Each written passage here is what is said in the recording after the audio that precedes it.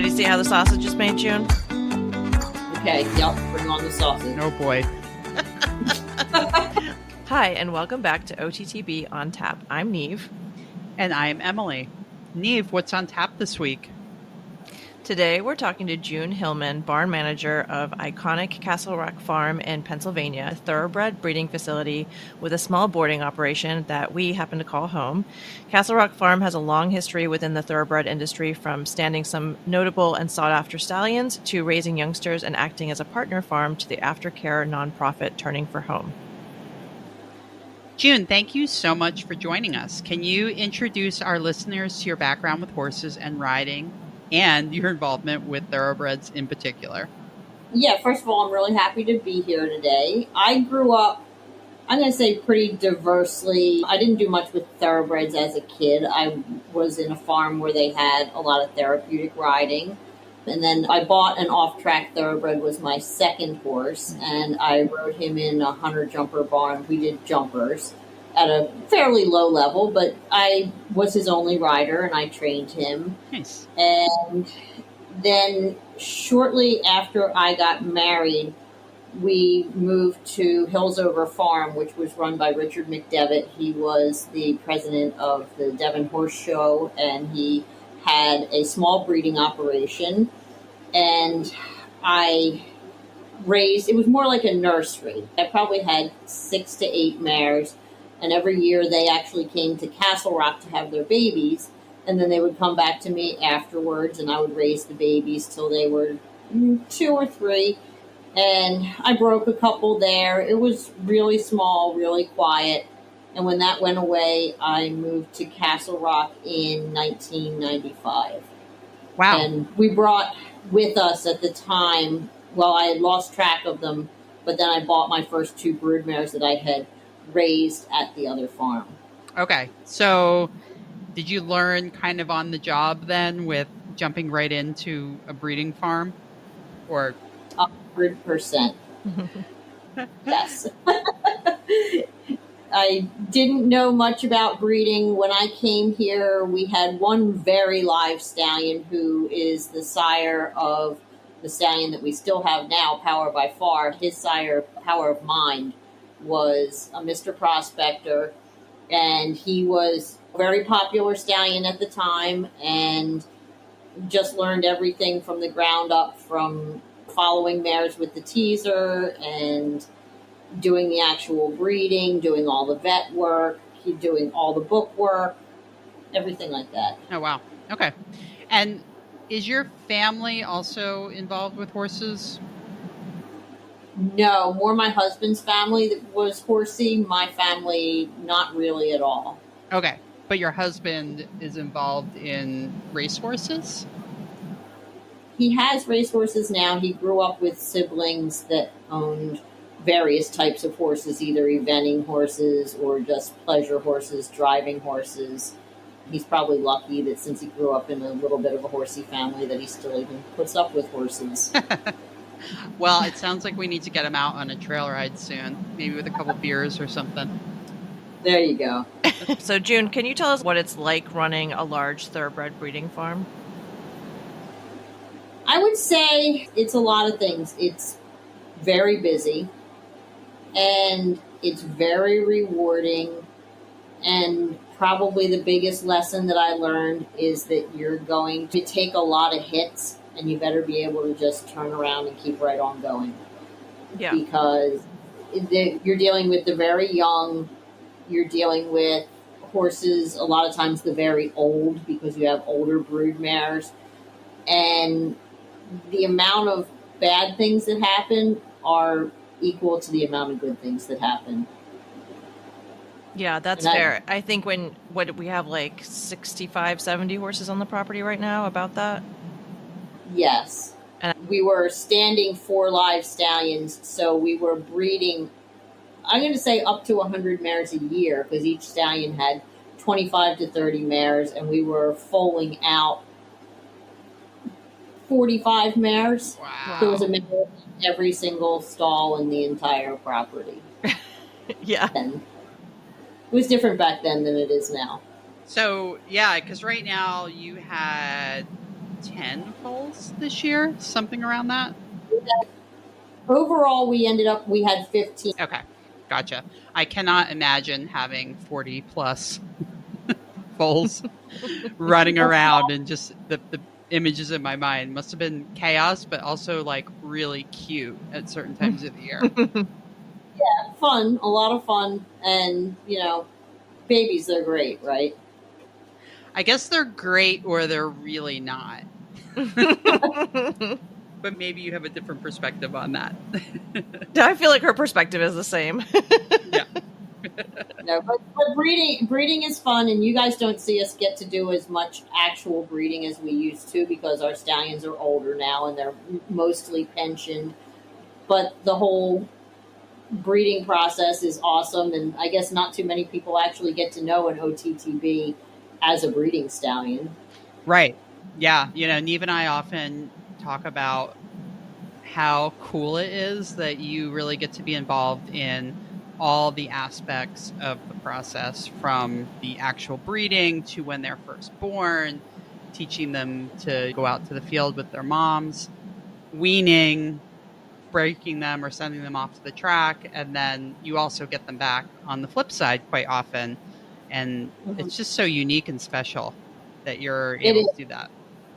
Yeah, to follow an animal for its entire life, not everybody gets to do that, and I feel like it is super special. Yeah. So let's take a step back and talk about some of the notable stallions that you have stood at Castle Rock. I know you sent me a little bit of a list the other day, and first up was one named Patton. Can you tell us about him? So yeah, Patton was by Lord at War. He was a graded stakes winner, grade 1 stakes. He won the Breeders' Cup Sprint at Gulfstream, and he had 18 starts and 6 wins, 3 seconds, and 3/3. When we got him, he was an older stallion. Normally in Pennsylvania, you get a horse after they've been in another bigger state.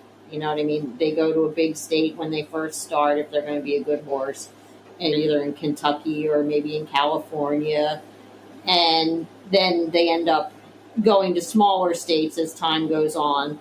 While we had him, I thought that he might get popular again because in 2007, he had a baby that won a $2 million race in Dubai.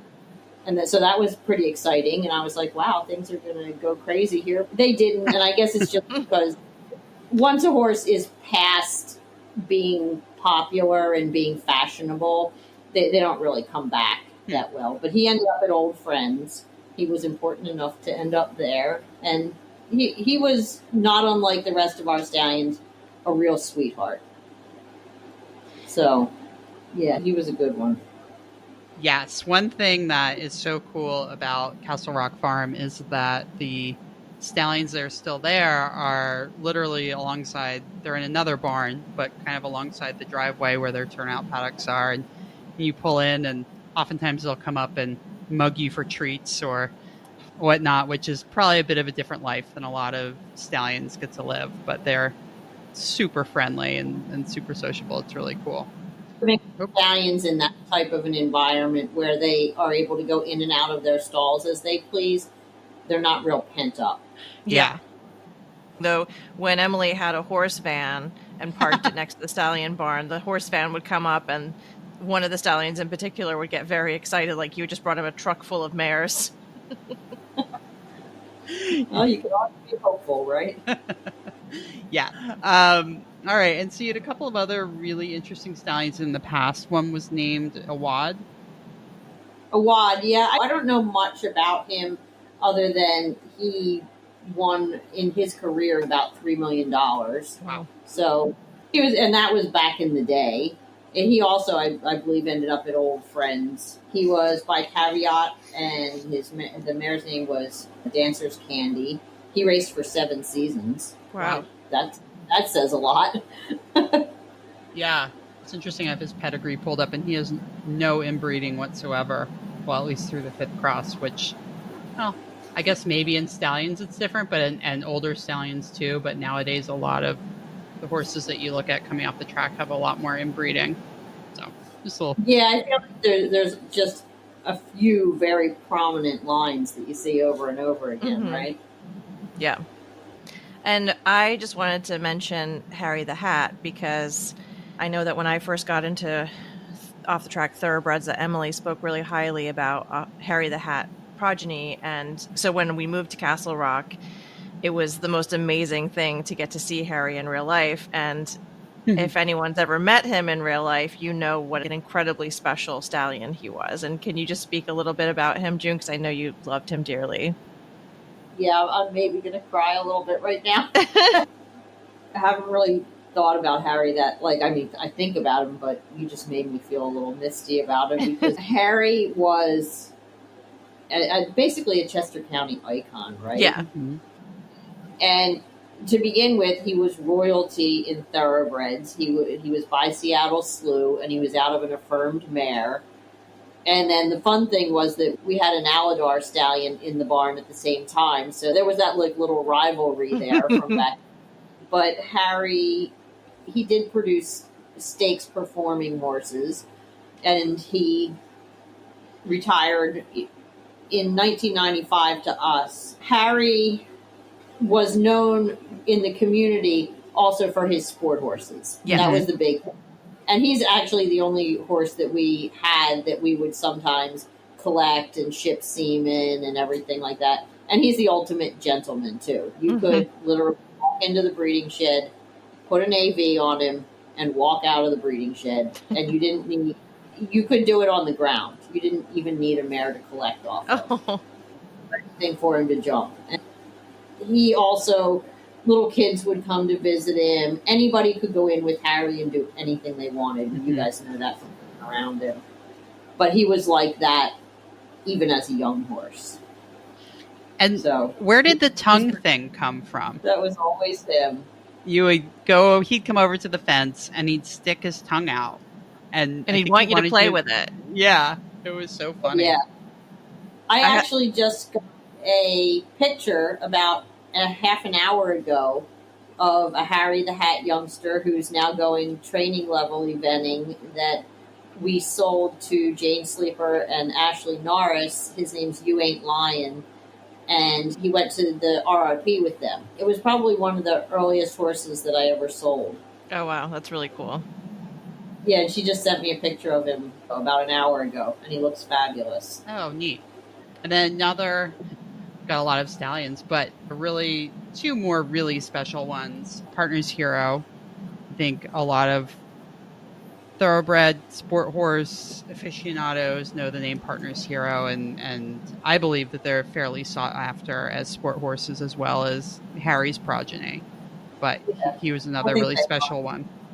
I think maybe the Partner's Hero is even more than Harry's, maybe because he had more babies around than Harry did. My horse is a Partner's Hero. We know we're all seeking after him, right? He's famous.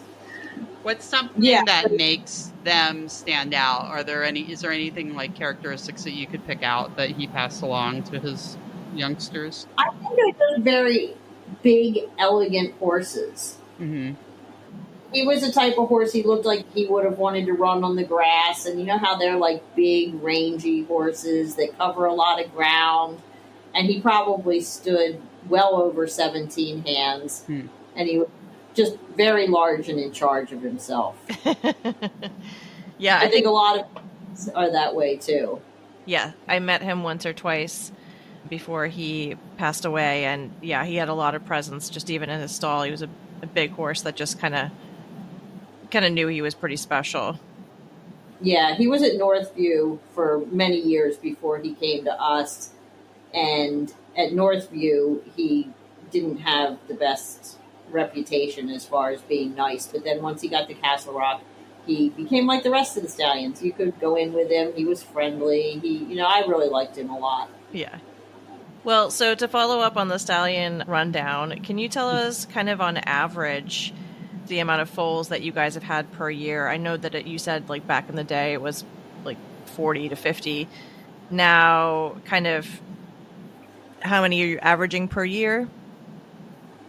I think now we keep it at a more even keel. Last year we didn't have very many. We only had 5 last year, and I'm not sure even why that happened. But this year, 12 to 13 horse that we're going to keep, and then the year before that we were around 15. So I think under 20 is a place that we're comfortable with. I think next year we have 12 in foal. Yeah. We've changed a little bit to where we're not thinking quite as much about the breeding horses and doing a little bit more with the boarding. And, times change. You can't afford to raise that many of them of your own either. Right. And one of the things we really love about Castle Rock and watching you work with the foals is I think you guys have a bit of a unique way of handling them from birth. Can you just talk a little bit about your methodology in handling foals from day one? Well, we do handle them, which I don't know that all places do handle them, in and out of the stall, halters on day one, leading them, and just basically trying to make them good citizens, because I feel like if they're not good citizens first, then it makes it harder on them throughout their lives. Yeah. But so day one, they get a halter on, they see the vet.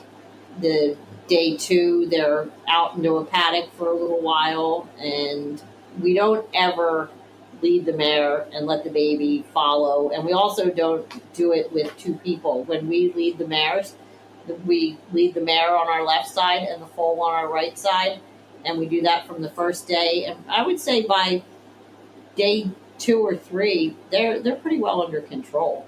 Yeah. Relatively speaking.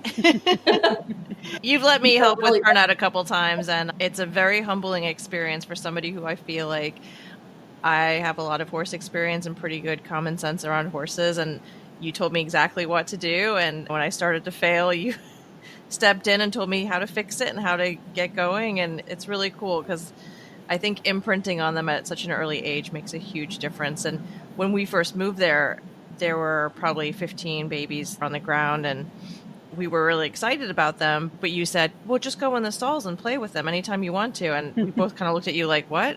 1, is the mare going to attack us? And 2, we can just go play with the babies. And it's a really cool aspect of the way that you raise them, because they're around dogs, kids, people coming and going, to the point where maybe I take it a little too far and I go in there and just hang out with the babies all the time. But a lot of the resident mares, they were raised by us. I mean, we have mares that are 5th, 6th generation out there. And I feel like after a while, it's just born into them that they know what's going on. Yeah. They know us from the get-go, and their moms are very accepting of us coming in and saying, that's nice that you had this baby, but it's ours for a minute. And they don't get weird about it or anything. Yeah. And it's safe.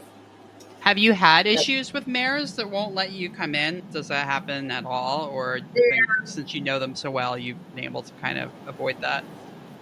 We had one mare that I can really note, whose name was Luba Valet, and she had a baby that we called Maybelline. And Luba Valet was downright nasty. Her baby was the nastiest thing I can remember. I'm sure she had more than one baby, but I particularly remember Maybelline. The mare didn't like us, and the baby was right on board. It was she was part of Valet, so that makes sense, right? And of course, mares have different ways that they are, and I think some families definitely have a better way about them. Some female families. I tend to think that female families are stronger and a better indicator of what kind of a horse you're going to get than the stallion is. Yeah. And so if you know your mares, I think that's something that's pretty important. Yeah, you hear that a lot, that the mare, I guess maybe because they imprint them and they spend so much time with them, but they tend to pass on a lot more usually than the stallion does. Yeah. The babies hang out with them, right? Yeah. They're not hanging out with dad. Things going right. And kind of one of the unique things about our farm at Castle Rock is that the lower barn is right on a fairly busy country road where there are cyclists and tractors and just sometimes little tiny Shetland ponies pulling little carts, all kinds of crazy stuff. So the babies are exposed to a pretty big world at Castle Rock, don't you think? I think so. Yeah, they get to see the traffic. They all have that big puddle that has made them all very good event horses, right? they're water trained from the beginning. Yeah, exactly. No excuses. Lexi, if No. you're listening. They do hear a lot. They hear the train. Oh, yeah. Oh, right. The train's right there, too. Yeah, I forgot about that. And so when it's time to get them ready to go to the track, and you guys don't do as much braking on the farm, but you do sometimes start them doing some stuff on the farm. Can you explain a little bit about your process in terms of teaching them to wear tack and get some basic foundation of their next life? We had a couple years where we had a professional here that was running the boarding program when it first started. And at that point in time, we were doing the breaking of most of the babies that were born here. And we just did the basic things that anybody would do. Get them in the barn and... I didn't have really space. I'm just like mouthing over here. Oh, yeah, it's so easy. Just break them. It's fine. all. In fact, there's holes in the ceiling from, saddles crashing through with... But... yeah, I was always in charge of all the ground stuff because I love doing that kind of thing. And also I don't love climbing on their backs. And it's a good trade-off. Just do the normal things, a surcingle and then a saddle. And then we would line drive. I love the line drive and I love to do work in the round pen. And we would get on them in the stalls first and just turn them in circles, belly up on them. All the normal things that people do. And then eventually we would just take them out around the hay fields when she started riding them. And we would pony them off of Lily. And Lily was doing like 4 sets of trotting at that point in time. If you can imagine Lily trotting the hills. Lily's a large, is she a draft cross? A draft big cross, paint. yes. We'll post a picture on the episode. She's lovely. I've paper chased her, but she's rather earthbound. It was a lot to think that she was going to canter and trot around those hills for 4 babies in a day sometimes, but she did. She was helpful. So we would do that, and then now they go down to Red's Training Center in South Carolina. And they go down generally when they're 2 years old. And right now, the schedule for the babies is that after they're weaned, hopefully at that point, stay out until they're ready to go. So they might be a little feral when it comes time to get on the van. And what we do at that point is just get them over for a few days over to the barn. And I have a little method where I close the barn up and I throw a big metal divider down on the floor, and I just let them traipse around in the barn over top of the metal divider, and that generally does the trick when the van comes. They're not scared of that weird sound, and they figured it out. They don't have as much separation anxiety anymore, and then we just drop the ramp into the barn aisle and away Send them on. Yeah. In the history of you being at Castle Rock, can you remember any of the babies that went on to do really big things in their careers?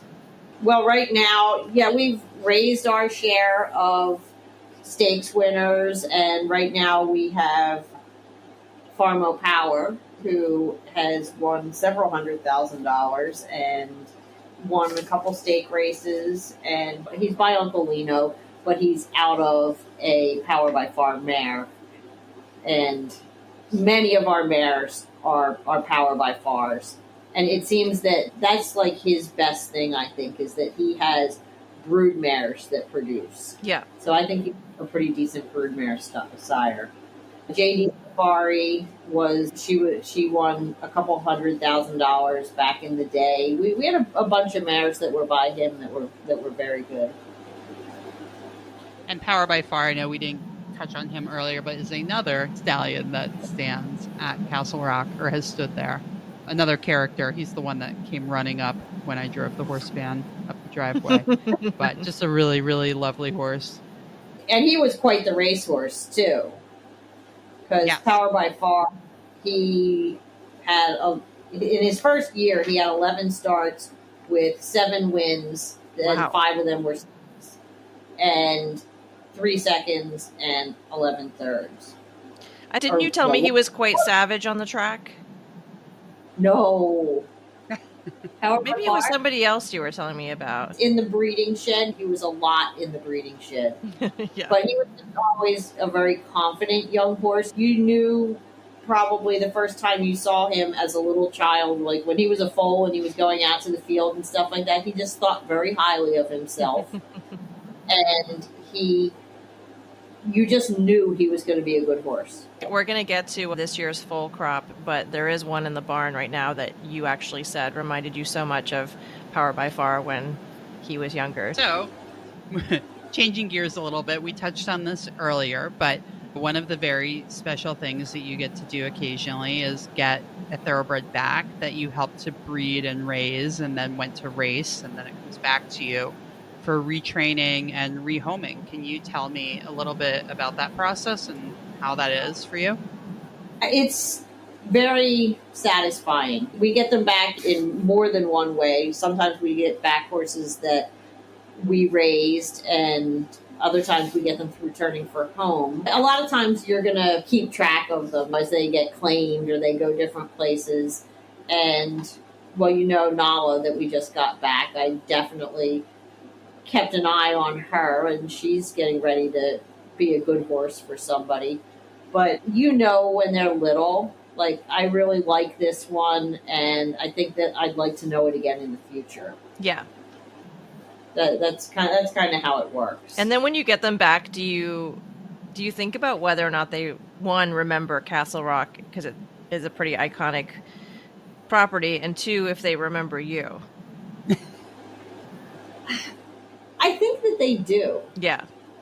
I think that they do. I think that when they come back to the farm, they definitely are comfortable there. Maybe some of them are too comfortable there. Because it was where they were raised. Mm-hmm. But one of my brood mares that I raised at the other farm, when I got her back after I moved to Castle Rock and then bought her and brought her here, I knew beyond a shadow of a doubt that she remembered me, like, right away. Yeah. It was obvious that she did. Oh. And you could just tell by the way that they treat you, and they immediately start to talk a little bit and stuff like that. And I raised her and I raised her mother and bought both of them and brought both of them here to be brood mares for Castle Rock. So that was kind of special.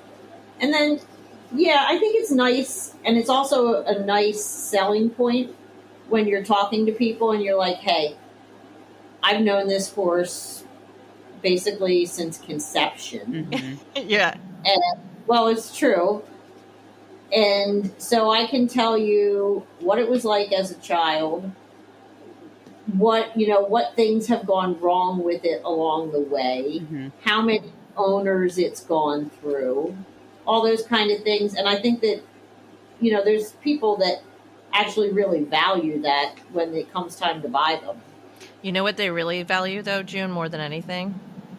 The baby pictures. Oh.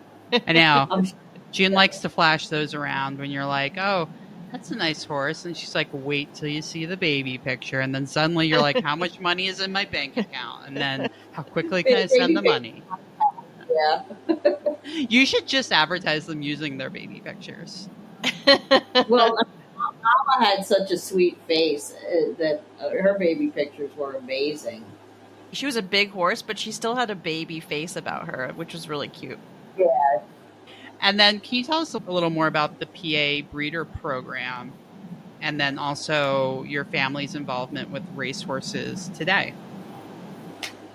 So the way that the Pennsylvania breeder program works is that if you have a baby that is born in Pennsylvania, and your mare has to be here for a certain amount of residency, which I'm not entirely certain what the requirements are at this point in time.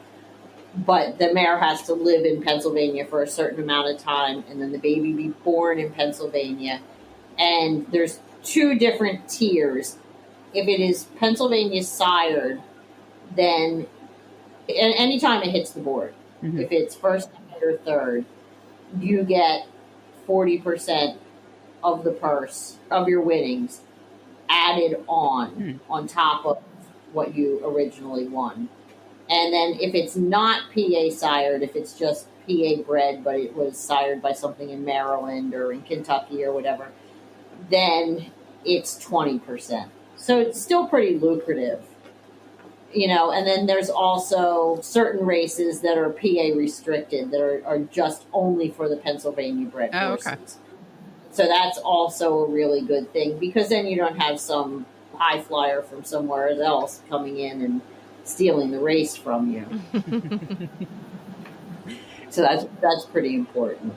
And then you and your husband, or your husband has a racehorse or racehorses now? How many you guys have right now? We have one. Okay. Well, no, that's kind of a lie. So we have one that's a racehorse. We have one that's a baby racehorse.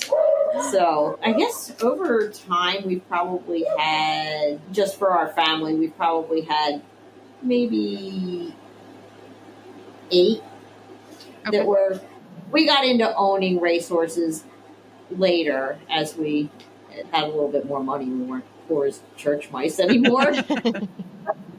But the original reason we got into having a racehorse was because my second broodmare, it was her last baby. And Joe was like, I think Jungle Dahlia had died, or maybe we just knew that she wasn't going to be able to produce anymore. And Joe was like, I think we want to be able to kind of have a little bit of a legacy here. So we bought the baby and we put it into training and we raced him. And I'm going to say he was successful. He broke his maiden and he made a little bit of money. And honestly, if you get to the races, you're successful. Mm-hmm. That's kind of how I feel about it. And so we had him as a homebred. We had one other that was a homebred, and then a couple that we owned in partnership with another breeding farm that's local to the area. And they were all successful in their own rights. I think we had one that never broke her maiden, okay. But she went on to be a good event horse. And she was actually a nice OTTB. She came back and she got sold, and she was super fancy. And then the one that we have right now is of the same female family. She's a granddaughter of my older broodmare. Okay. And we're kind of, again, wanting to have a little bit of a connection to the old family. And there's not too many of them left. So we thought, why not? We'll just do it. Yeah. It's really special that you're able to follow them over such a long period of time. And like you were saying, when someone's looking for a horse to buy that's off the track, but you can literally hand them a whole history. And that's so rare versus someone that can look up race records. You kind of, maybe you get to talk to the trainer or you do some digging, but you get it all firsthand from you, which is so cool. Yeah. And it's not lost on me that that's a really special thing. Yeah, it's very unique for sure. So every year at Castle Rock, you come up with a different theme for the foals' names. I think the year that we moved in, it was fast things. So you had Ninja and Cheetah and some other fast type names. And this year, it's all quarterbacks. So can you tell us a little bit about this year's foal crop and the ones that you're really excited about, including your own? Sure. Is there any in particular that you want to know about? The first one, Mahomes, he's by Gift Fox, and he's out of a Giant's Causeway mare. And he's He's kind of special. He's very special. He looks like a chess piece. Yeah, he looks like a Dutch racehorse in a way. Yeah. But he's growing out of that. You know that my favorite, and don't tell my personal baby this, but my favorite is Eli. Same. Who is Uncle Lino and out of a Power by Farm mare. And he's the one that is just, I don't know, from the day he was born, he was super, super special. And I had the opportunity to be half breeder of either him or his what would have been 3/4 brother, who is also a full brother to our good horse who's running right now, who's made several $100,000. And I chose Eli over the full sibling just because he just radiates being special. Yeah. Yeah, I mean, the very first day that I met him, you were like, what do you think? And I was like, I think he just knows that he's special. Like, there's no other way to describe it except for you walked in and he was like, hi, you're here to see me. And from day one, not only is he super cocky and full of himself, but he's so personable. And if you follow our Instagram or TikTok or anything, you've seen countless videos and or photos of me with him with his head in my lap in the stall, or June's actually laid down and spooned him for a nap before. He's just an unbelievable creature that just loves humans, and he just knows the whole world is about him. Yeah, he's that way. And when we were teaching him to lead and you'd take him out, he would play on the end of the lead rope, but never hit the end of the lead rope. But he would come out and jump up and down and do all these things. But he had every idea of where you were and that he was not going to kick you and he wasn't going to strike you. But he just, I don't know, he just was very well within himself. Yeah. And I think that also make him like a super trainable horse. And he just seems to have every quality. Yeah. Plus he's beautiful. Yeah, he is beautiful. And then you have your baby, Brady, an absolute stunner. Can you tell us a little bit about his breeding and what you're hoping to do with him? He is by Blofeld, who is by Quality Road, and he's out of a Rimrod mare whose second generation is Lemon Drop Kid. And she's a special mare to us because we had a very special client who passed away last year, and he was, I'm going to say nice enough, his family was nice enough to gift us a mare, but I also fully realized that being gifted an animal that creates other animals that cost money is a little bit of a white elephant. So, it was a fabulous gift, but now here we are. Yeah. We're making more babies. But yeah, and Brady was born on Mother's Day, so that was pretty special. He was the last foal of the year, and we still haven't named him, but we've got all kinds of fun names in the thought processes, but we haven't come up with anything that the Jockey Club has accepted. Oh, yet. really? You mean your creative names? Not safe for work names. We're not going to talk about it here. Then I'm going to have to label the podcast as explicit content. Right. We can't do that. Well, that's yes. But the naming is fun, and I think naming is special too. Yeah. Mm-hmm. It always takes me way too long to name things. People get mad at me. I'm like, what? It needs to be right. Yeah. It does need to be right. And how many people like go to buy an off the track thoroughbred and it's got this horrendously bad name, and you're like, I have to live with this for the rest of my life. AKA JD Superstar. Oh, we're just about to talk about him. I'm so glad you brought him up, June. I was just going to say that somewhere in the chaos of running a boarding facility and a breeding facility, you find time to ride your own horses, and you have a very cool off-the-track thoroughbred known in the barn as Jay. Can you tell us about him, how you ended up with him, and his breeding and stuff like that? So he is a partner's hero out of JD Safari, and she's a Power by Far mare. She was the very first racehorse that I was ever involved with. I was half breeder of her when I guess our second year here. I was half breeder of her because she was out of my mare, and that was really special because she won 200 and some odd $1,000, and she made it so that my family and myself could go on some really nice trips, and it was all her money was play money. Yeah. And my JD is her second foal, and the first one, his name was Castle Rockstar. We sold him after he came back to the farm and then got sold, and I don't know what he's doing now, but he was an event horse for a while. And my guy came back after a not so good career. He beat the ambulance every time out and won the race after his race, but he came back here to be a sale prospect, and the rest was history. He's still here. He wasn't going to go anywhere. No, he knew where his bread was being buttered.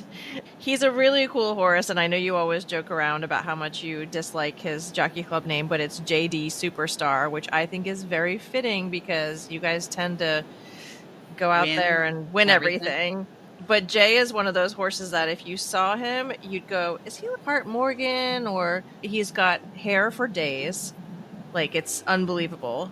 And he's just, I think, conformationally a little bit of an anomaly. He's built a little bit downhill, but he just moves so nicely, jumps so nicely, and I think he's just a great example of you don't really know what you're going to get until you sit on it.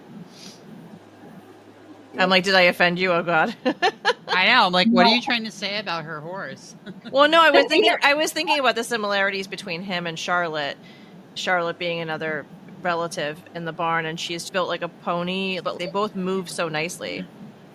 So he's the difference when you take, so Charlotte and our racehorse now are from the older broodmare, and then if you take the Power by Far and add that in, then you have the next ones, like mine, JD, is out of a Power by Far mare. And I think that when you get that, that's when you get the ones that are a little bit more rangy. Yeah, yeah. Power by Far, his sire was 17-2. Oh, wow.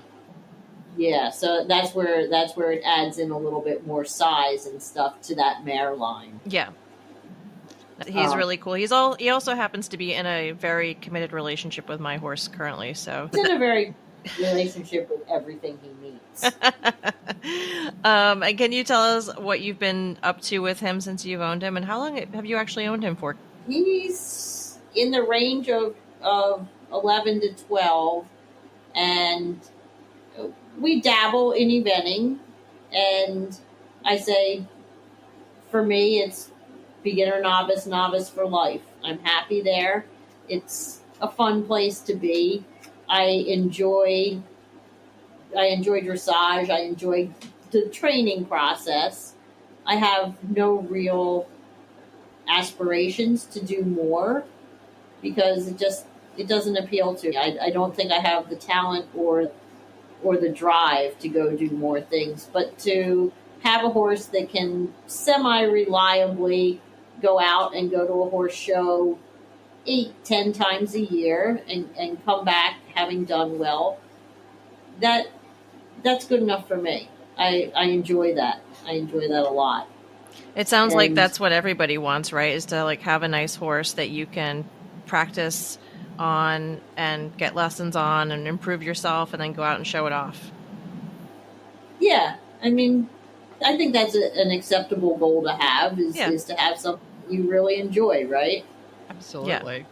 Yeah. I think it's great to know what you want to do and not feel that you have to be pressed above that level and just have fun. And especially having him as a horse that I raised and knew for so long, that makes it even better. Yeah. He was not a favorite foal. Well, I was just going to ask you, do you have any funny stories about him, or have there been any particular challenges that you've dealt with him? I mean, you know our challenge is Besides that stitches. it doesn't like holes in the ground, or it resembles a hole in the ground. So that's been a challenge. But other than that, he's got a pretty good head on his shoulders, and I enjoy getting lessons and maybe going to the occasional clinic. When I had more time, we were traveling around a little bit more than we are now. But somehow life seems to get you busy, right? Yeah. Yeah, especially when you're running a giant breeding and boarding facility and retraining and rehoming and selling. And that's a good thing about being here, is that I was able to have a life. Mm-hmm. Now, on top of having the horses, I feel like I was able to have a life where I wasn't 24/7 busy. Why is that? By being there? Because it was different than getting into an exclusively showing type of barn. Mm-hmm. Where, people, if you have to be dedicated to going on the road and stuff like that. Starting out with the breeding aspect of things is a little bit more grounded. Gotcha. Yeah. Gotcha. Yeah, that makes sense. Switching gears, we wanted to talk a little bit about your partnership with Turning for Home, and that Castle Rock is a partner farm with Turning for Home, which is an organization that's based out of parks in Philadelphia, and they help to rehabilitate and rehome thoroughbreds off the track. So can you tell us a little bit more about them and how long you've been working with them? So we got our first horse from Turning for Home in 2013. Okay. Oh, wow. Sure. So it's been a little over 10 years at this point. And in that time, I don't do 6 or 8 of them at a time. I try and just have maybe 2, maybe 3 around, unless I get greedy. And I've rehomed upwards of 50 horses for them in that time, which is a decent amount, I think. And my model with it is that I try to make them into super solid citizens before I rehome them, because I think that's their best shot at life. Mm-hmm. Yeah. And it's a great program. They will do surgery on horses that need surgery. They give them the downtime that they need. If you're getting a horse from them, hopefully you are getting a horse that has been rehabbed right back to the point where it's going to be a useful horse. And as we all know, a lot of those horses are able to go on and have really good lives. And it doesn't mean that every horse that comes through Turning for Home has been rehabbed for something. They also get a lot of, I'm too slow, or my owner cares about me, and so they want me to go through the program because they want the horse to have that protection for life of being in the program. Right. So once they are in the Turning for Home program, that means that Turning for Home will provide a home for them if needed down the road. Yeah. If something, God forbid, were to happen to you, or your situation were to change, Turning for Home, all you have to do is call them, and they will call a partner farm, and you're responsible for getting it vanned back to wherever it needs to be. Mm-hmm. But they will take the horse back into the program and provide a soft landing for it. Wow. That's amazing. I've taken horses back that were other people's horses, or on occasion I've had to take back horses that I had originally sent out, but not too often. Mm. But, people's lives change. And it's not always the horse's fault. It's not always that the horse didn't work out. Sometimes it's, they have a husband problem. And then you also train and rehome thoroughbreds on your own, as well as the Turning for Home horses, right? Correct. Yes. And those come through just connections that you have at the track, or the farm owners' connections and that kind of... Yeah, it comes from, again, knowing what they were as babies, and hopefully following them to the point where you think that you want them back, and maybe pushing a few buttons to hopefully get them. Mm-hmm. And also just knowing some people, occasionally there's that random call of this horse needs a home, and are you willing to take the chance and just go get it or whatever.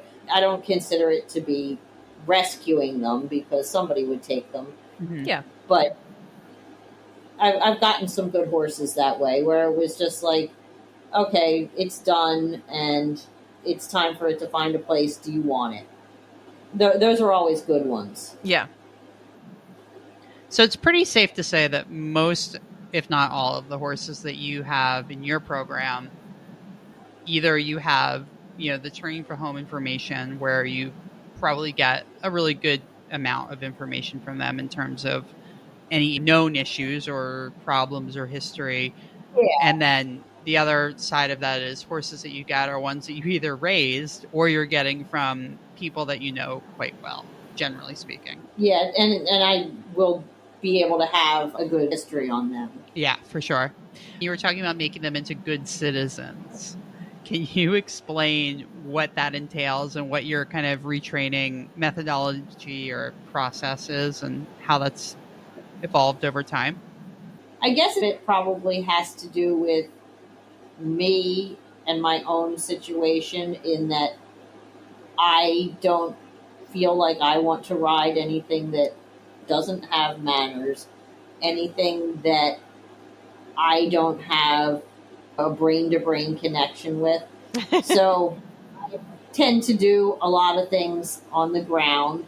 I want them to come to the barn, hang out, allow you to do all the things that the normal person wants to do with their horse, because most of your customers aren't Boyd Martin.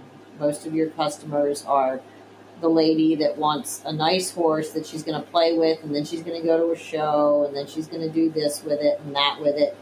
And they better want to follow you around the barn, know how to be tied, go on a lunge line successfully, and also to go up to our arena that is out in the middle of nowhere where there's a lot of creatures running around, etc. They also have to have a pretty good mindset, I think, to be able to go up there, work alone, maybe work in company, have other horses come and go. And I think there's a lot of things you can do on the ground with your off-track thoroughbreds that get them in a good mindset to be better citizens when you get on their back, and already have a trust of you, know how to stand still, just do things that actually mean a lot to the average person. Yeah, like a lot of things that maybe you take for granted with the school horse that you learned riding on, that it knows how to go on cross ties and that it knows how to stand there to be groomed or stand for the farrier, or all those little things that maybe the horse coming straight from the track doesn't know. Yeah. Mounting being a big one. Yeah. I was just going to say, as long as I've known you now for the last 4 years, I've watched you put first rides on a lot of thoroughbreds. And one of the things that you have kind of a zero tolerance policy for is any sort of shenanigans when your foot goes in the stirrup. And that comes with a ton of patience, but also just a lot of knowing when is the right time to swing your leg over, and all of that, like you said, the groundwork that you're doing to make sure that when you bring the horse up to the mounting block and you go to step in, you're not going to be dealing with a bronc when you swing your leg over. Yeah, I feel that I've seen too many horses in action to put myself in a place where that's something that I can risk. Yeah. And I don't want to risk that for the random person that's coming to look at my horse. Exactly. And that was one of the things that when Emily and I were doing this, is you kind of had to always feel like you were probably going to be, a lot of times, more experienced, or at least day to day more experienced than anybody that was coming to try your horse. So you had to make it to where the horse understood that not everyone's going to get on with this much grace or with this much finesse or this quietly. And you want them to be able to tolerate a lot without getting too upset. And I think one of the things you do so beautifully is you make the horses really tolerant. Oh, well, thank you. I appreciate that. And for people that can't imagine what our barn setup is like, maybe I'll do a little time lapse one day this week of what it's like to go from the barn to the ring, because our farm is 100 acres and it's almost a 10-minute hack to the ring, and it has a very small perimeter fence and no gate, and you have to pass a lot of paddocks with a lot of horses. And sometimes even when you're on the most trained horse in the world, you can feel very, very far away from the barn. So Or there's like buzzards up sitting on the light posts of the ring, and then they all decide to fly away the second you get into the ring. Yeah. Or there's deer in the hayfields. It's also surrounded by hayfields. So I mean, it's absolutely gorgeous. You couldn't ask for a more picturesque place to ride, but sometimes you're up there and you're just like, oh God, I just wish anybody would show up right now. But I think yesterday was all about, there were hay bales, and they were being made into a hay bale Stonehenge outside the arena. Oh boy. And I was on Angel, and I was like, okay, you're not afraid of things, but I only have 10 minutes, so this is going to be all about being okay with these hay bales. Hay bales grow up overnight because they're not normally there. Right. They were great the day before. So we definitely want to talk about Angel in a minute, but before we do, he's a little favorite of mine currently. Are there any notable horses that have come through your program or through Turning for Home that you wanted to mention? I know there was a real special one a couple of years ago that you had that I think jumped out of a round pen. And yeah, he showed his penchant for wanting to be an upper level event horse by jumping out of the round pen and touring the farm on his first day out from having a screw in his ankle. I'll never forget that day, because Nikki and I were up at the upper barn, and he came running up the driveway into just complete freedom. And I ran and got a bucket of grain, and he looked at me and was like, absolutely not, and did the most beautiful trot past us. And you came running up and you go, he's sound, yeah? And I was like, so beautifully sound. And that horse, he's gone off to do some really cool things. I mean, what are you going to do? That's just me after all these years where I'm like, oh, a loose horse? What's going to happen? Well, we used to always joke around like, oh, if they jump out of the round pen or if they jump out of the Hitchcock pen, their price goes up immediately, because you're like, oh, you could clear the round pen panels from basically a standstill. Yeah, I mean, it's not even a round, it's a 12 by 12 square gates, right? So you can have the opportunity to do anything other than just spring over it. And it was still intact. It's not like he crashed the whole thing. It was still intact. Amazing. He just left. So what is he doing now? He has done two stars, I believe. Wow. And he is at Woodstock eventing with one of Ryan's girls, and a great girl. I still talk to her. She sends me pictures. Not unlike a lot of people that I've sold horses to. They generally love to send pictures back to you and tell you how they're doing with them. And he's one that I love the mare that he's out of. And so I'm really happy that she got him and that she was in a position to really go on with him. Yeah. And I don't think they're not done going on. No, I don't think so. And I think right now he's on some ranking for horses in the country right now. I think it's either by his age or experience, but he's on a short list of horses that are at the top of their particular level of eventing right now. And yeah, she reached out to us about doing an underdog story because he had a repaired condylar fracture. Is that right? Yeah, repaired condylar, yes. Yeah. He's got a screw. And so I think he's like such a good ambassador for, somebody realizing the injury, taking care of it right away, rehabbing it properly, and realizing that the horse is going to set its own limitations, really. As long as it's repaired, I think that some people consider those condylar repairs as bionic once they're done properly. Yeah. I don't know that I've ever had a conjurer that was not fine. I think they all seem to come back pretty good. And so, could you talk to us a little bit more about, because you do take horses that are a little bit more of a risk, not always, but sometimes I think you kind of do this thing where you go, well, I feel like I should take one that needs a little bit more time or a little more fill in the blank there because I just had a really nice one. And I think that's a very nice thing that you do in the OTTB world. But can you just tell us a little bit about why you shouldn't discredit a horse just because it's got an old injury, a previous surgery, things like that? Imperfect x-rays. The list goes on. Because I think that they're all individual cases who are going to tell you as time goes on whether they're going to be okay or not. I think that 9 times out of 10, you are not going to be doing that thing that they did when they hurt themselves. They're never going to go back to that level of stress in their lives.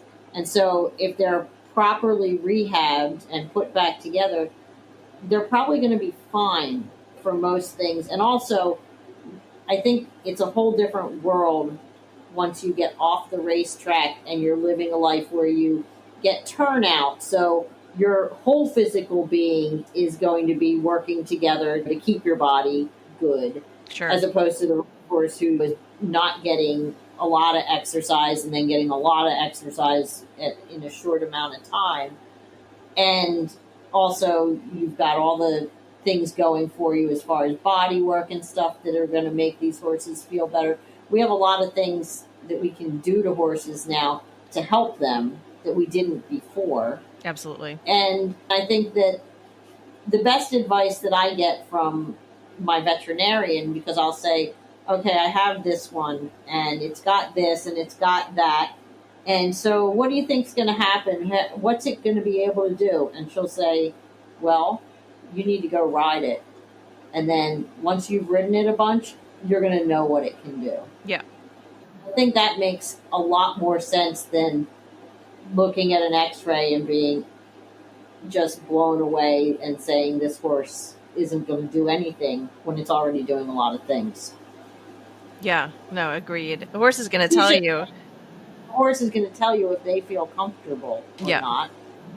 And there's a lot of horses running around out there that have had issues that maybe are really properly rehabbed, but somebody's going to see it and go, oh, well, I can't do that because I need to go on with this horse and jump all the time. And you're like, well, that thing is just not ever going to bother it again. Yeah.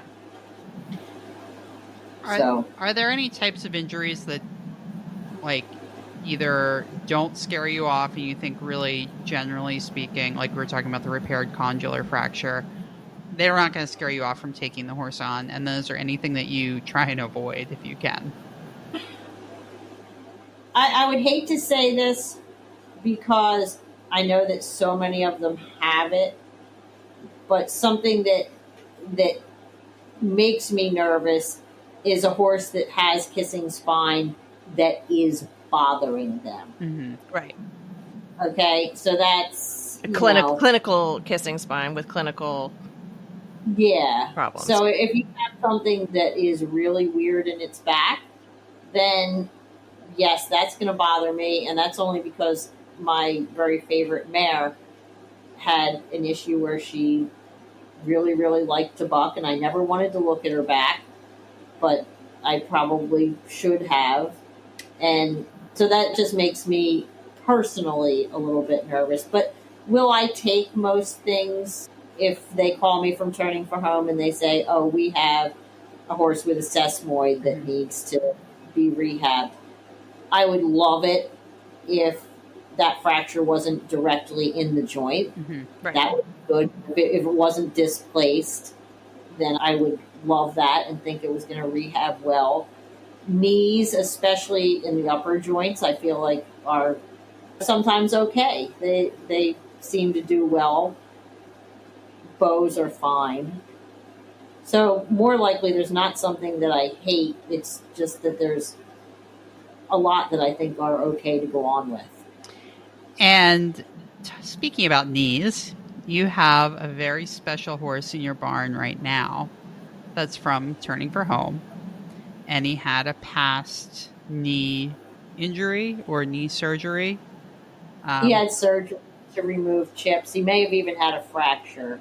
Okay. And he does have a spur on the outside of his joint. But tell us a little bit about him and what his name is, and tell us the goods, because he's a real sweet little horse. He's a great little horse. His name is Angeli Blue, and he's 5 years old, and these are my favorite horses, the ones that I start out with, and I'm like, I don't know if I really like you. And then I work with them a little bit, and next thing I know, they're learning things and they're doing things. And he's just the sweetest horse in the barn. He's learning. He's, for a smallish type of horse, because he's around 15.3, and he's a fabulous mover with really good rhythm, and he's learning things, and he just shows up. He shows up all the time, and he's got a lot of energy, but he allows you to use your leg. He's just a fun little horse, and he's been having a little bit of a hard time finding people because his x-rays don't look great. But I think for the person that is going to go on a trail ride and they're going to do some work at home and they want to go do a dressage test and then maybe run around and do a paper chase, I ride him. He's my favorite ride right now, so I ride him all the time. And every day he's sound and happy to go do his thing. I literally feel like every time I get to the barn, you're just getting off of him. I was just gonna say today, Emily and I went for a quick lunchtime hack around, and it was 1,000,000,000 degrees. And I asked you what you were doing when I left, and you're like, "Well, I'm not gonna ride my own horse. I might just go get Angel, though." That's how much she likes this horse. He's just such a little doer. He's the horse that most adult amateurs need. He's a bright bay. He's cute as a button, and he's also really well bred. He's really well bred, and I think he's really fancy. Yeah. So I think he could go in a lot of different directions, and I think he's going to love having his own person. He's definitely that type of personality where he wants to have a person and hang around and get his everything brushed. Not me running out and being like, "Okay, Angel, come with me. It's time to go ride." he would like to have somebody doting on him. Yes, for sure. I think he'd stand in the cross ties all day long and let you tell him how cute he is. Yeah, pretty much. Well, we will be sure to include some pictures of Angel. Yeah, maybe a link to his most recent sales ad. I also just wanted to say that one of the other things that's kind of unique about you, and probably a benefit to a place like Turning for Home, is that your connections in the breeding industry allow you to connect places like Turning for Home with breeding programs that are looking for recipient mares and things like that. So there might be a couple of horses that have come through that really do have career-ending injuries, but could be quite useful in a breeding type of environment. And I think that that's a really cool thing that you're able to do for Turning for Home. Yeah, we actually have one that just went to be a recipient mare at a large farm in the area. And then I've used New Bolton as well, because they will get really good homes as recipient mares. Because you figure anybody that's doing that is not somebody who's breeding on the cheap. Right. They want to keep riding their mare. Those recipient mares get really good homes.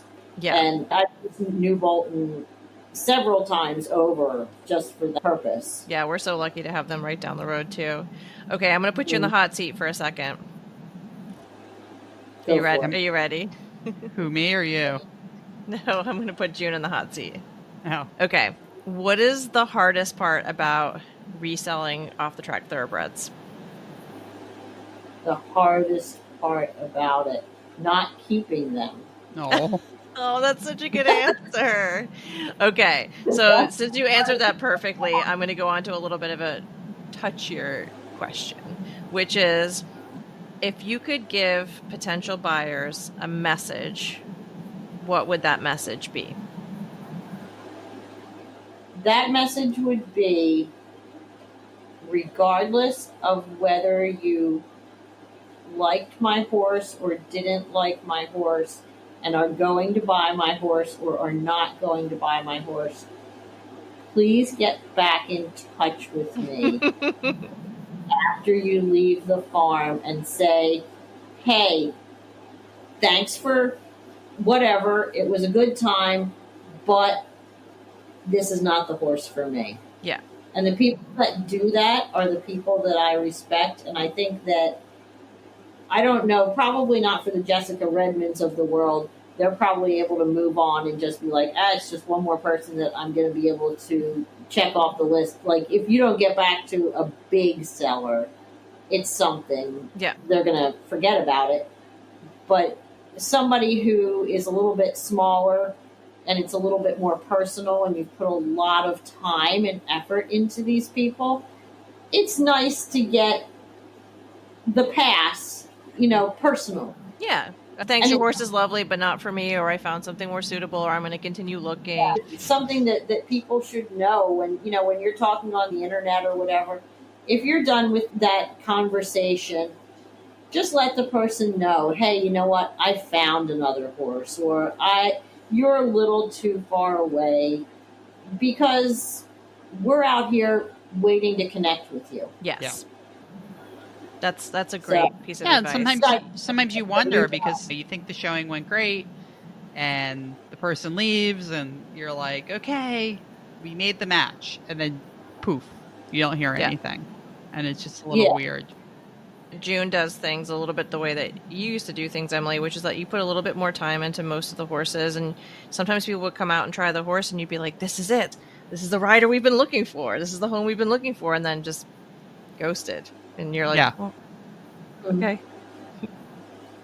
But you never know, they went to the next farm or whatever. If you didn't like something that you saw, it would be great for the seller to know, and then maybe be able to fix that the next time or whatever. I think that most times I can provide a pretty good experience for people when they come here. Yeah.